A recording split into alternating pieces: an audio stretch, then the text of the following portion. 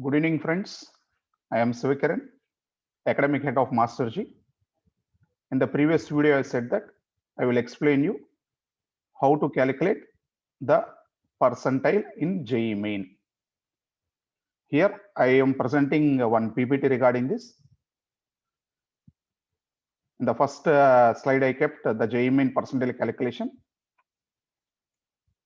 Here, in the second slide, the examination results for each session would be prepared in the form of RAS scores. Here, we should know what is meant by RAS score. RAS score is nothing but said to be as the actual score obtained by the student.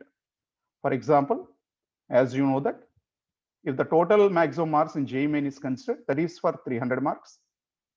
If for the 300 marks, if a student get 220 marks, then it is called as a RAS score. So the actual marks obtained by the student is called as the RAS score. Here, we know that there will be 3 subjects in JEE Main: mathematics, physics, and chemistry. So there will be RAS score for mathematics, RAS score for physics, RAS score for chemistry, and RAS score for total. Means total how many RAS scores will be there? 4. By basing on this RAS score only, the percentile will be calculated. This percentile will be calculated basing on a simple formula. Here, the percentile why they calculate is for the normalization. As you know that the JEE Main examination will be conducted for 3 days or 4 days, and each day will have 2 sessions. The paper standard may vary for the session to session. So in order to normalize the scores, they will consider the percentiles. Now next to move to the next slide. For example, let us consider T1 is the RAS score of the total. That means if a student get 220 marks, 220 mark is the RAS score out of 300. And M1 is the RAS score in mathematics. Means if a student got 80 marks out of 100, then 80 marks is called as RAS score in mathematics. P1 RAS score in physics. I am talking about a particular student only. This is not for all the students. A particular student score I am considering here. For that student, if the physics he got 60 marks out of 100, then his RAS score in physics is 60. For the same student, in the chemistry he got 50 marks, then 50 marks will be the RAS score. So I am putting it in this order. So here, if you take, it comes under 190. So if the student got the total mark as 190, then 190 is the RAS score for the total. If maths is 80, 80 is the RAS score in mathematics for that student.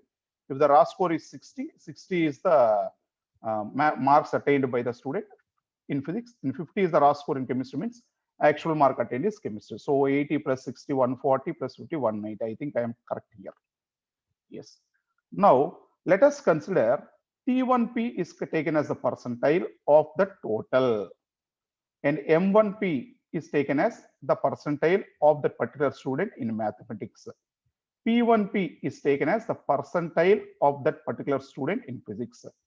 C1P is taken as the percentile of chemistry. So now, as there are 4 RAS scores, we will be calculating 4 percentile. What is the formula for percentile? For example, here 100 into, I am calculating here total percentile, 100 into number of candidates appeared for the session with the RAS score equal or less than the T1 score. In the end of the slide, I will give an example also. The formula is number of candidates appeared for the session with the RAS score equal to or less than the T1 score by total number of candidates appeared in that session. Let us suppose the total number of candidates appeared for section for that particular session are 7,000. For example, the student written examination in the month of January 2020. The first slot he has written on the first day morning, means in that session, let us suppose across the country, 7,000 students has written the exam. For example, I am saying. And his RAS score is, let us suppose, 210 marks. 210 marks is the total mark. Now, the system will calculate how many students are there equivalent to this mark. Let us suppose X. And how many students are there less than this mark taken as Y. That means I will put here X plus Y into 100 gives the percentile in total mark. Gives the percentile in total mark. That means that it is a very simple calculation, friend. Here I am taking the mark obtained by the student is 210. Now they will calculate how many students got this mark. Let us suppose that is taken as X, and how many students got less than this mark taken as Y. So X plus Y divided by total number of students appeared for that particular section into 100 gives what? The total percentile. Similarly, for mathematics, they will also do for mathematics. So 100 into number of candidates appeared for the session with the raw score equal to, here you have to take it as equal to M1 score in the mathematics by total number of candidates appeared in the session. For example, the student got 175 marks in mathematics. Means they will look how many students got in that section equal to 75. Let us suppose it is P. How many students got less than 75? That is taken as Q. So you can say that formula, my friend, that is P plus Q by here I am taken total number of students appeared for the session as 7,000 into 100 gives us what? Percentile of that particular student for mathematics. I hope I am clear here. Similarly, they will calculate it for physics, and the same calculation will be done for chemistry. So I will give one more example for the chemistry, how to calculate the percentile in chemistry. For example, the student got 59 marks in chemistry. So chemistry raw score C1 for the student is 59. Now, let us suppose the number of students equivalent to 59 mark is A. Count is A.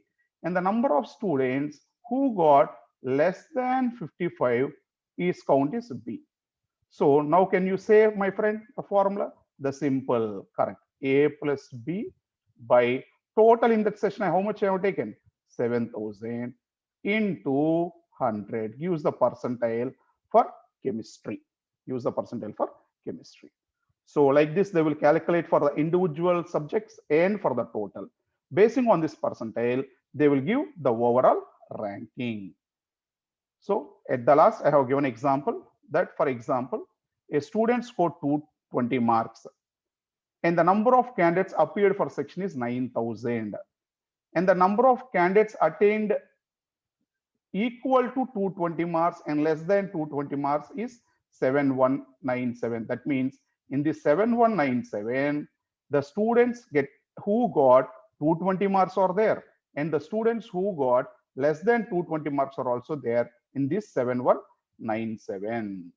Then the percentile will become 79.966667. Here the percentile will be calculated till 7 decimals. So how I calculated here the percentile? The simple formula: the number of students equal to that mark plus less than that mark, that is 7197 divided by total number of students appeared for that session into 100 gives us the value of 79.966667. Here in JEE Main examination, they will consider up to 7 decimal. I hope I made it clear in order to calculate the percentile in JEE Mains.